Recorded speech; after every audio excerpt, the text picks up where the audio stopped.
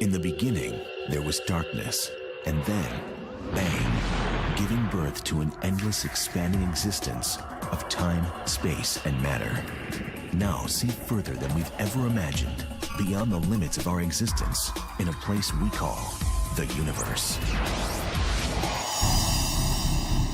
The universe is vast, wondrous, electrifying.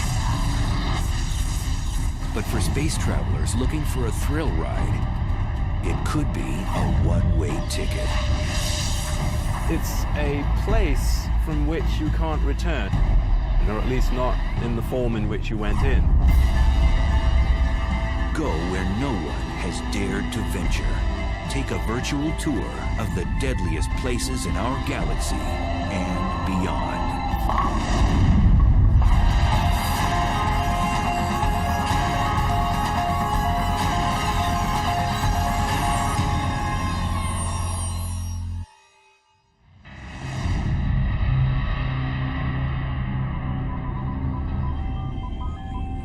It's the ultimate frontier adventure. Space travel.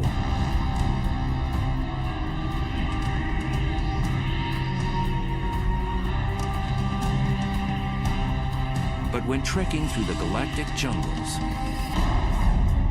one must steer clear of the cosmic hot zones, places teeming with violence and intrigue.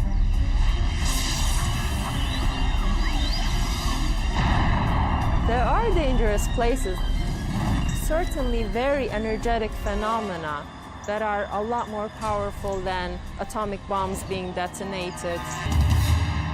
Infinitely more powerful. The universe does seem to be a very violent place. It seems to have been born in a violent explosion called the Big Bang, and there's all sorts of violent processes going on.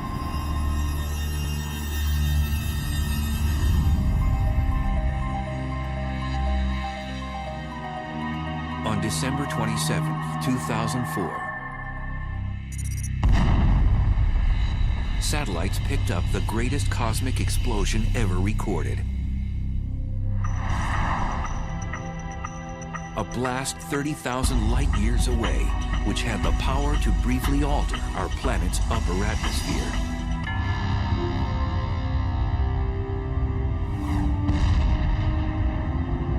The blast was caused by a magnetar, the densest and one of the most dangerous stars in space. The magnetic field strength of a magnetar is about 1,000 trillion times the magnetic field energy of the Earth. And for reference, this would wipe the information off a credit card at a distance of about 100,000 miles away. Now this distance is sort of half the distance to the moon, so it's very nearby by astronomical standards. These mischievous stars have the strongest magnetic field in the universe. Scientists have confirmed 12 of these rare stars in our galaxy, and there may be more.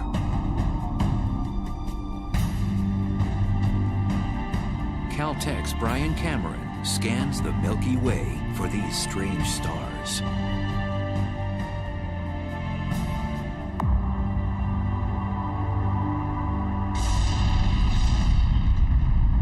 Magnetars are a special class of neutron stars with ultra-strong magnetic fields, the densest form of matter in the universe. The first magnetar showed itself in the form of a high-energy event that was detected in the late 70s, although at the time we didn't know that it was a magnetar. It wasn't until the early 90s that researchers suggested that these objects were dominated by magnetic fields, and that the magnetar theory was actually confirmed. Magnetars are born out of the death throes of massive stars. When a star dies, it begins to collapse and go supernova. Sometimes a dense neutron star forms from the cinders of that supernova explosion. During the process, a few neutron stars become magnetars, which possess a strong magnetic field. These stars eject high-energy emissions of X-rays and gamma rays. We think that normal neutron stars are born from regular stars that are something like 10 or 20 times the mass of the sun. But there's evidence that magnetars are born from possibly even more massive stars than this, something like 40 times the mass of the sun. Typically, a star of such mass would be too heavy to form a neutron star. Instead, its mass would collapse into a black hole. Black holes are formed from cramming a certain amount of mass in a certain volume, and for whatever reason, these stars are unable to do that. One theory is that some massive stars undergo a weight loss program right before exploding as a supernova, losing 90% of their mass. So instead of collapsing into a black hole, the emaciated star becomes a neutron star with extreme magnetic powers. When the magnetic force gets incredibly strong, it deforms the magnetar's crust, creating seismic events called starquakes on its surface. Eventually, this crust breaks under the stress, and the magnetic field reconfigures itself into a lower energy state. And when this happens, a fireball is launched off the side of the star. So starquakes on neutron star surfaces are thought to give rise to these giant flares that we see.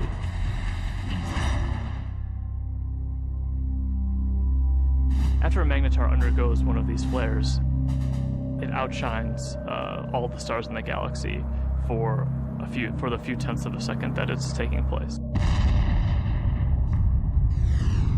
Within these giant flares are short bursts of gamma rays which move at the speed of light.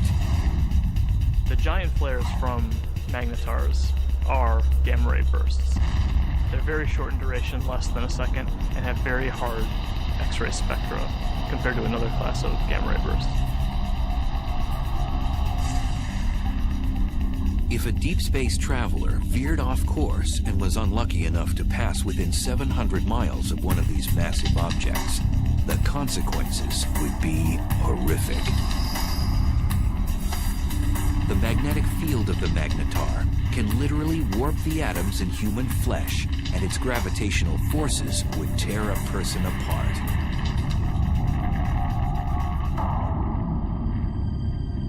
So then, how close would a magnetar have to be to wreak havoc in our solar system? Some suggest that a blast from a magnetar even 10 light years away could produce cosmic chaos that would destroy our ozone layer and cause mass extinctions. The chances of that happening are so low that, they're completely implausible. It would be no different than a regular star passing through the solar system. And we know that the regular star has not passed through the solar system since the solar system formed.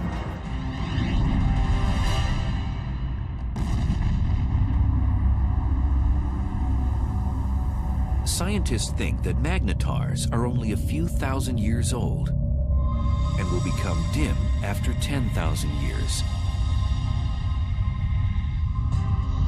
We're just now starting to understand the life cycle of magnetars. We think that they're very young, but how young is still uncertain.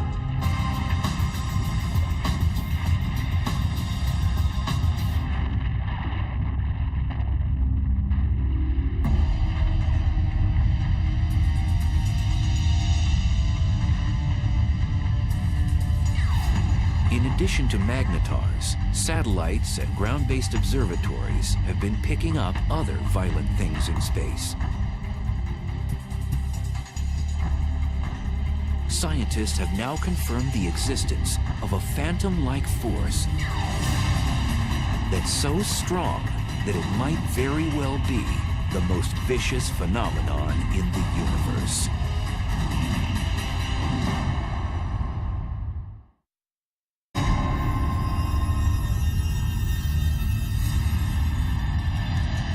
Stealthy villains haunt each and every galaxy. One particular beast tears up anything in its path and gobbles it down like a cocktail hors d'oeuvre. It's one of the most bizarre and destructive phenomenon in the universe, a black hole. I think a black hole is the place which is more violent than anywhere else in our universe. It's like going over the edge and you can't get back. It's fatal attraction, I suppose.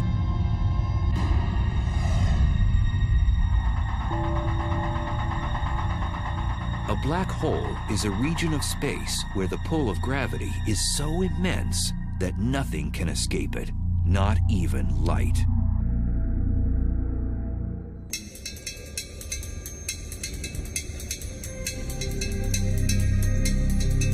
Astrophysicist and triathlete Ferial Ozel is attempting to unlock the mysteries surrounding this elusive cosmic force.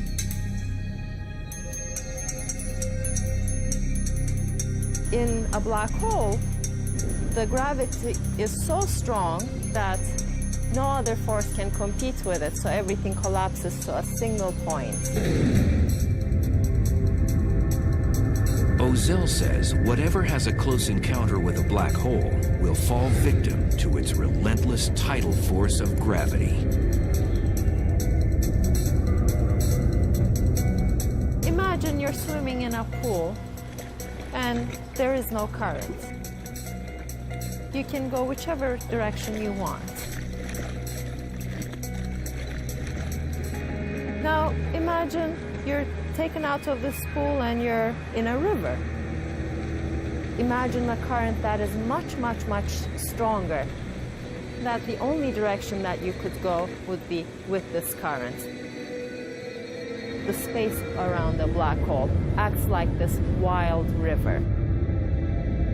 You could never fight this enormous drag that you feel.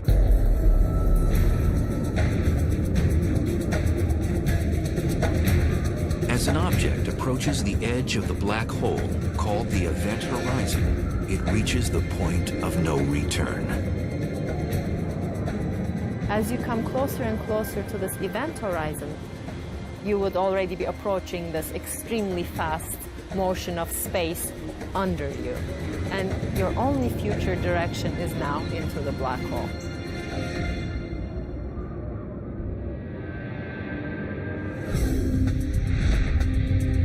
The idea of the black hole as a whole sometimes can be a little bit confusing.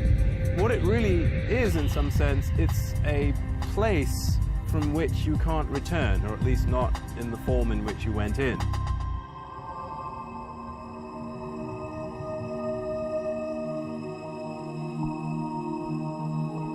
Black holes are difficult to detect because, as the name suggests, you cannot see one by itself because it's black. But scientists have spotted a black hole when its gravity affects something else in space, such as a passing star. A completely isolated black hole would not be visible. What we really see from a black hole is actually the hot material that's swirling around it and that's being sucked into it. So in the neighborhood of these powerful black holes, you'll get a lot of radiation resulting from the black hole pulling in material and stretching it and twisting it as it's falling in. Black holes consume anything in close range, and there are billions upon billions of them prowling the universe.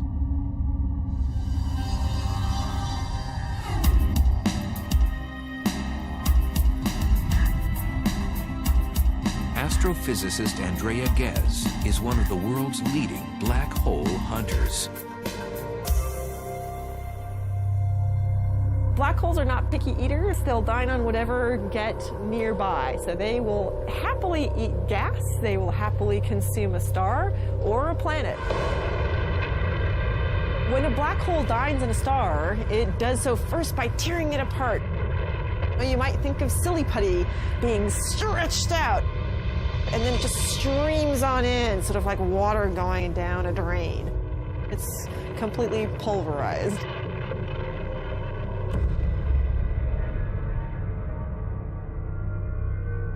Black holes are produced, we believe, by the collapse of the core of a massive star, something like 25 or 30 times the mass of the sun or more.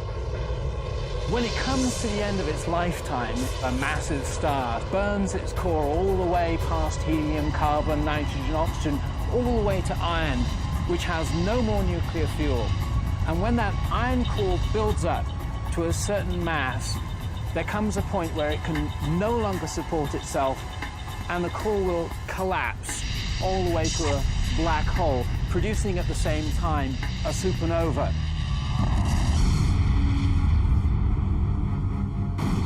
The supernova sends out explosive amounts of energy, so anything in its vicinity will get obliterated. Then the remnants of the explosion fall into a newly formed black hole. And it seems the key to the black hole's allure is gravity. Gravity will pull things around, just like the sun's gravity pulls the planets around. In fact, stars will happily orbit the black hole for most of its life and won't actually be sucked in. These stars are actually safe from the fatal attraction of the black hole. But if you do venture too close, like extremely close to the edge, then you do get sucked in. Scientists believe there are millions of wayward black holes throughout our galaxy, the Milky Way. And because we can't readily see them, one could be right next door. So how close does something have to be to get sucked into a black hole? Too close to a black hole is about the distance between the sun and the Earth, but that is certainly too close. For future space travelers, death by a black hole would be a violent way to go.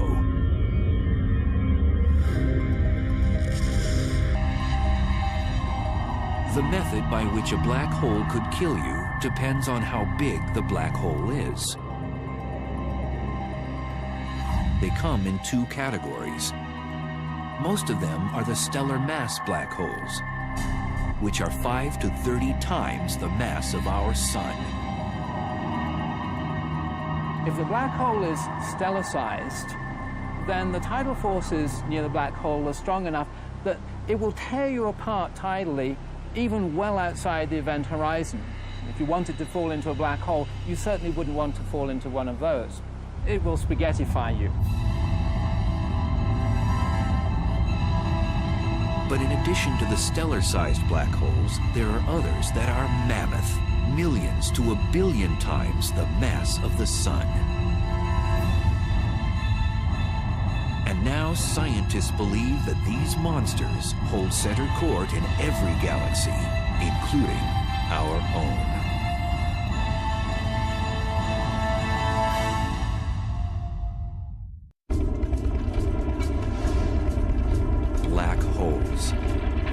They're one of the most mysterious and potentially dangerous oddities in space. A black hole has a ravenous appetite. It sucks in everything in its path and spits out what it doesn't devour. And now scientists have discovered there are supermassive black holes, which are millions of times bigger than their stellar mass cousins.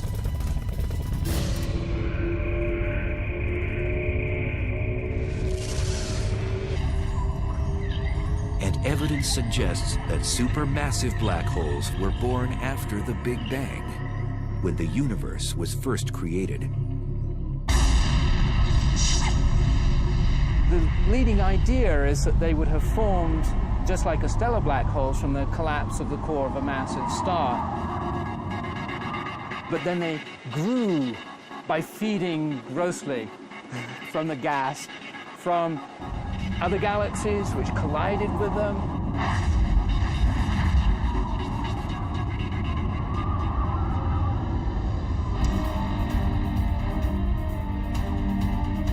scientists have discovered that these black ogres wield their power in the center of galaxies.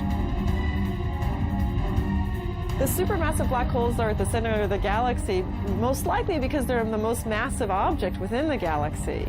Massive objects tend to sink to the middle, so you'll always find them at the center of a galaxy. For a long time, scientists didn't think a supermassive black hole existed in our neck of the universe, the Milky Way.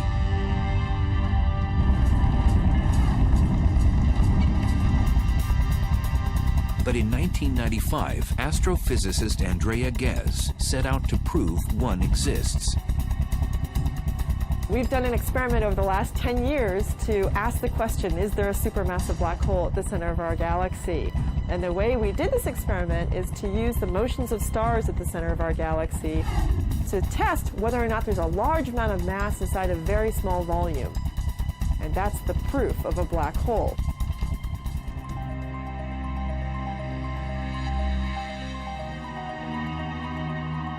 At the Keck Observatory in Hawaii, which houses one of the largest telescopes in the world, Ghez began using a groundbreaking technology called adaptive optics, which brings into focus faraway objects.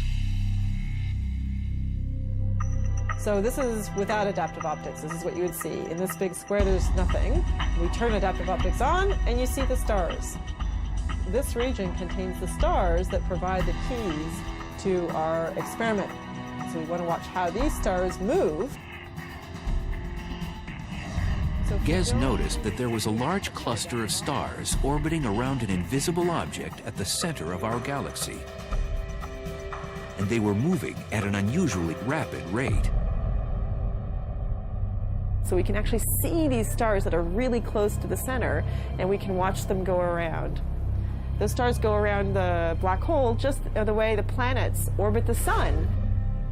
The orbits tell us where the black hole is, so it's located right where the star is. That's the center of our galaxy.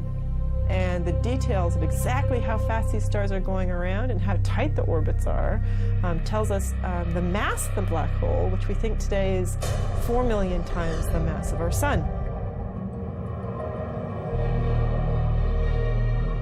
For Ghez, confirming that a supermassive black hole indeed exists at the heart of our galaxy was like summiting Mount Everest. It was incredibly exciting to discover the supermassive black hole at the center of our galaxy, simply because it was a question we had set out to address. The question, is there a supermassive black hole? We could design an experiment that actually got at it.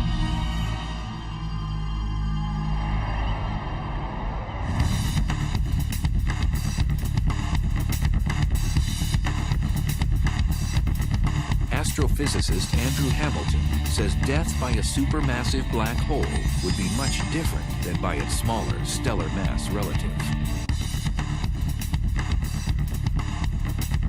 If you want to go and be a tourist and have the ultimate experience of falling inside a black hole and finding out what's really there, go visit a supermassive black hole. Much better idea. Unlike a stellar black hole, which would rip you to shreds before entering its deadly vortex, a space explorer could actually experience free-falling inside a supermassive black hole.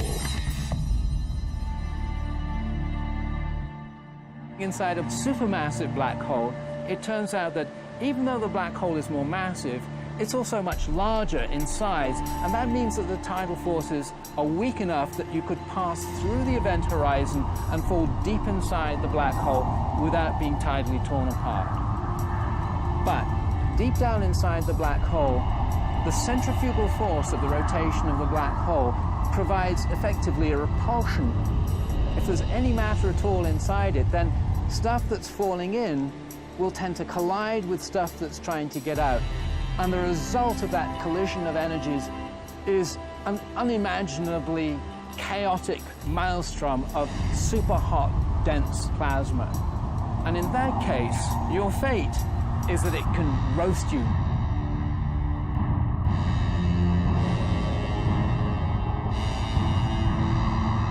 So how close would space travelers have to be to get sucked into a supermassive black hole in the center of a galaxy? For a supermassive black hole, you would have to be about 1 million to 1 billion miles from the black hole to feel its influence.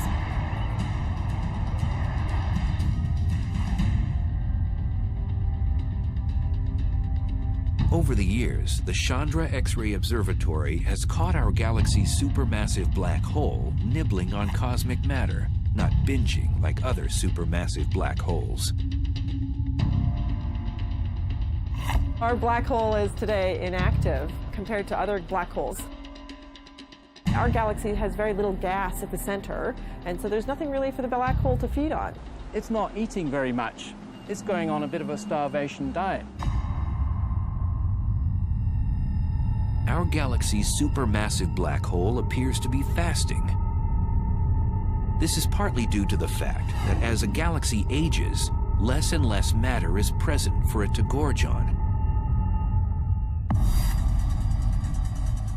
But in the future, it might be quite a bit more active if it ever gets a fresh supply of gas at its center to feed off of.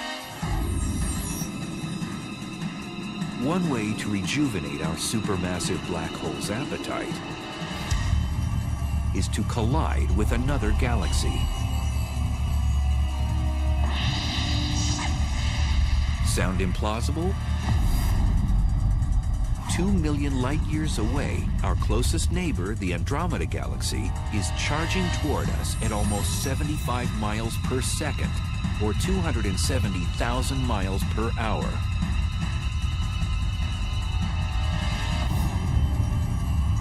In the future, scientists predict the two galaxies will collide.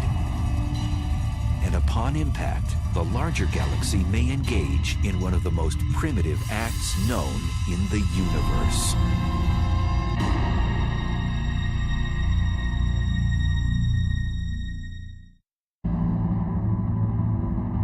It's one of the most barbaric rituals in space. A larger galaxy eats a smaller one.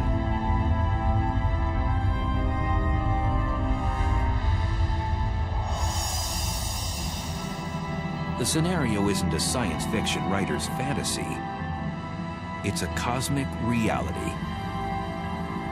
It's called galactic cannibalism.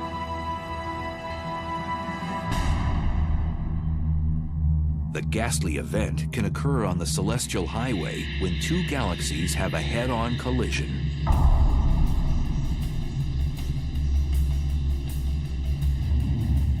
Both eventually meld together in a less than harmonious merger. If you're a galaxy, it's very violent. You're torn to shreds.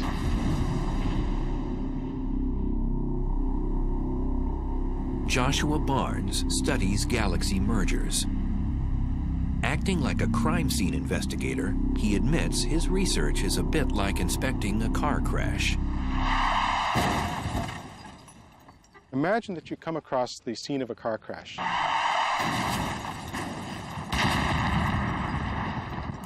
Two wrecked vehicles, but no witnesses.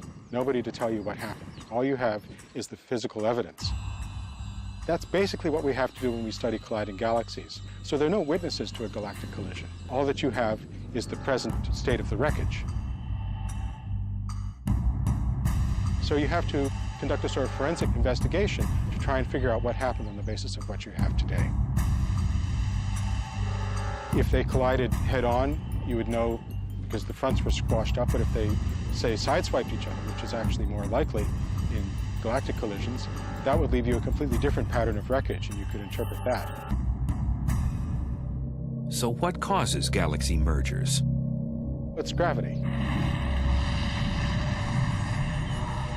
Everything in the universe is falling freely through space, and where you've got two large objects like galaxies, their mutual gravity pulls them together, so they fall into each other. So it's really just the force of gravity pulling things around. The galaxies that we're seeing colliding today, most of them have been bound and destined to collide for upwards of 10, 15 billion years and they're only now just making it to that first collision.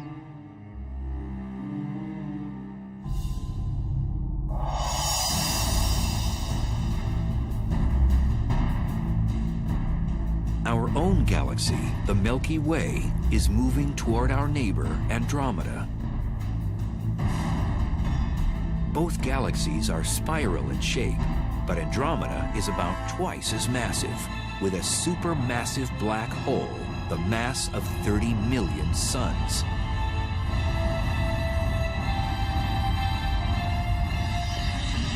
It'll look a lot like a dance. And you see the two galaxies come close together, so they kind of dance around each other, getting closer and closer and moving faster and faster before they finally come together. But at the point of impact, these galactic dancers will do more than pirouette. Each one has a spiral disk of stars, and then surrounding that, a halo of dark matter, invisible material that we can detect by its gravitational field. These two dark halos, which are much larger, will overlap as the galaxies pass by. Eventually, as the two galaxies spiral around each other closer and closer, you can no longer distinguish them as separate systems, and finally the nuclei merge.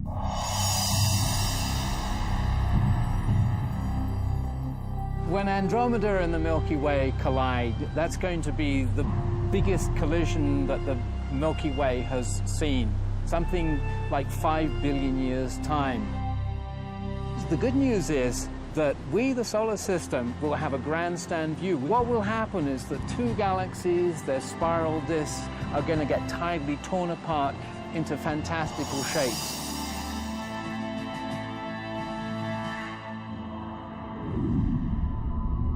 When the disks start to get close to each other, they'll throw off long streamers of stars, so-called tidal tails.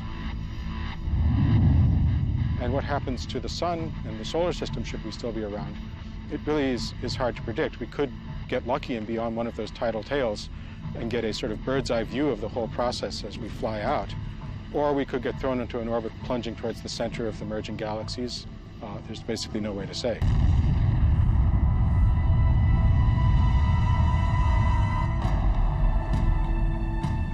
During the merger, if our solar system moves through the suburbs or the edges of Andromeda, we might not notice anything. On the other hand, countless stars and space material could be propelled towards the planets, potentially disrupting their orbits around the sun. Moreover, the entire galaxy could face cosmic upheaval. We could have consequences which would nonetheless be dangerous. First of all, we could have a lot of star formation as a consequence of the merger. Currently, both the Milky Way and Andromeda galaxy have plenty of interstellar gas, the raw material from which stars are born. Now that would mean a lot more evolved stars, supernova, going off in our vicinity. And that could create shock waves, blast waves, bursts of cosmic rays, which would have nasty consequences.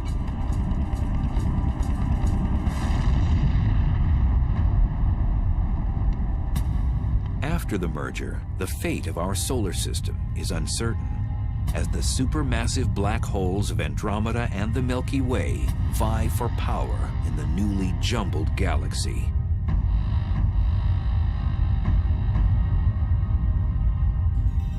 When they merge, they're going to form a new galaxy, and these two supermassive black holes will gradually spiral into the middle of the new galaxy. They will be a binary black hole for a short time. And these black holes will start to swallow gas as the collision stirs things up. Gas will fall into those black holes. They're going to turn on. They're going to start emitting radiation. But the potential for fireworks, possibly for fueling the black holes at the centers of the galaxies, matter falling into them, possibilities like that do exist. And then the only safe place to watch the process would be on one of those tidal tails riding out and escaping the collision.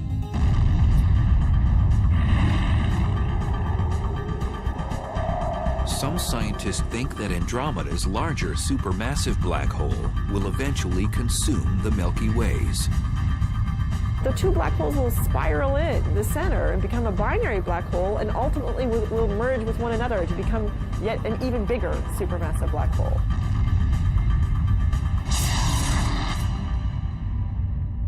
So a small galaxy colliding with a large galaxy is likely to be dominated by the larger galaxy. It'll essentially have most of its material absorbed by that galaxy and become subsumed into it.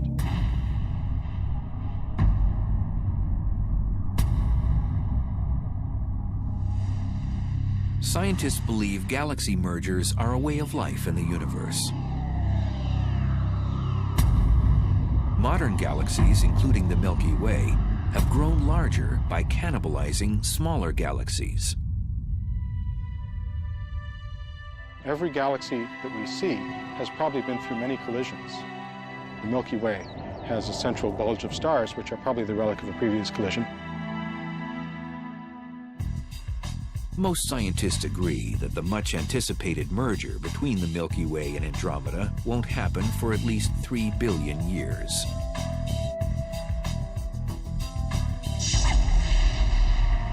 But there may be more immediate dangers in space. In cosmic neighborhoods millions of light years away, there are hyperactive galaxies that have become the big bullies on the block.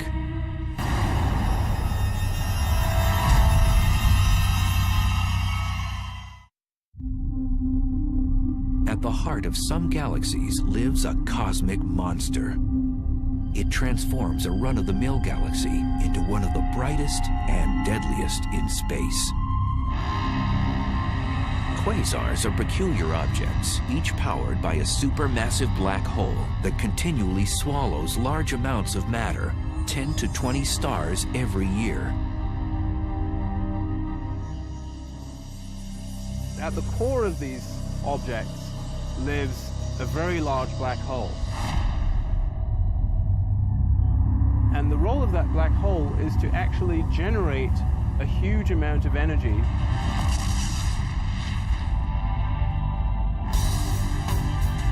Quasars are the most energy-efficient mechanisms in the cosmos. They give off more power than 100 normal galaxies. And they're 10 trillion times brighter than our sun.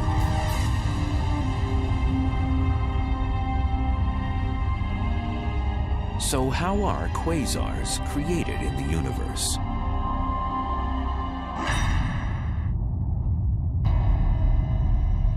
There's a fairly good connection between the last stages of a galactic merger and the so-called quasar phenomena. If that really happens in the case of the Milky Way and Andromeda, we could have, for a period of some tens or possibly even 100 million years, a quasar active in the center of the merged galaxies. And a quasar puts out about 100 times as much energy as a typical galaxy. And if we were actually thrown into an orbit which took us towards the center of the galaxy, we could get very close to that quasar and really get scorched. The word quasar stands for quasi-stellar radio source, which means star-like emitters of radio waves. The word was coined when the quasar phenomena was still a mystery. Now we know they're not star-like at all. In addition to emitting radio waves and visible light, quasars also give off ultraviolet rays, infrared waves, X-rays, and gamma rays. All deadly if something or someone gets too close. A quasar is a supermassive black hole at large distance that is active. It's powerful, it's emitting light, and we can observe it in many wave bands. Quasars were first discovered in the 1960s, but as radio telescope imaging got better, astronomers discovered that some of those quasars also have powerful jets beaming out of them.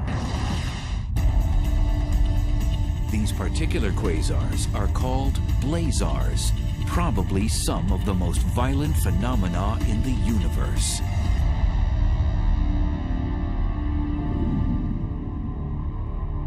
Blazars are powered by black holes, just like quasars, but they're somewhat different in that all of that energy is being focused, or a large amount of that energy is being focused into jets, which are streaming out.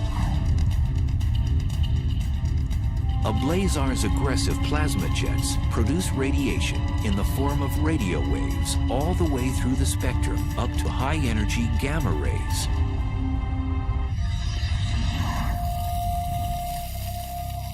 Astrophysicist Glenn Piner has been investigating the physical conditions at the centers of these exotic galaxies.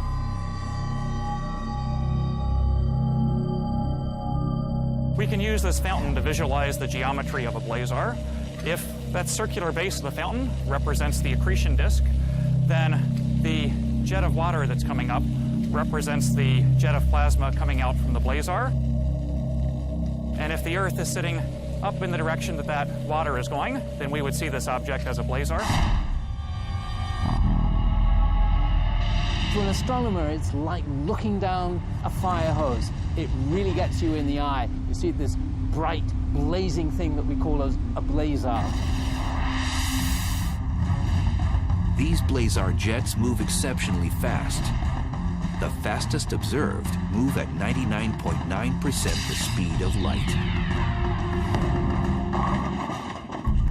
If you were to take a small object like this bowling ball and you wanted to accelerate it up to 99.9% of the speed of light, you would have to give this bowling ball all the energy produced in the world for an entire week to accelerate it to that speed.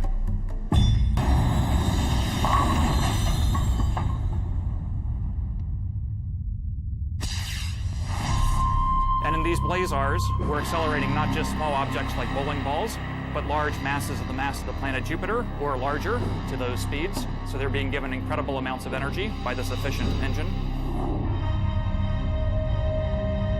Blazars pose unimaginable consequences to cosmic objects that get too close to its deadly jet. If there was a planet relatively close, a few light years from the actual jet, the radiation on that planet could be millions of times what it gets from the star. It would be continually exposed to high levels of radiation. So I don't think we want to look for life on a planet that would be orbiting a star that's in a blazar jet. Scientists link radio telescopes all over the world to achieve the magnification needed to zoom in on a blazar jet. So to give you an analogy for what kind of magnification that is, that would be magnification sufficient to read a newspaper that someone was holding in New York from Los Angeles. We'd love to look as close to the central black hole as possible so we could actually figure out how nature is accelerating these jets and getting them up to such high speeds. And we'd also like to know what it is actually that the jets are made of, because it turns out that's something that's currently not known. Until more is known about blazars, astronomers will keep a neighborhood watch for them, as well as all the other dangerous places in our uncontrollable universe. Definitely there are violent events going on in the universe. Much, much more energy than we can even imagine on Earth. There are trillions of suns shining all at once. Those are the kinds of energies that we're talking about. But in that case, the fact that we are far away from them helps the survival of our species. If we're actually traveling through space, then definitely we will have to be worrying about these events.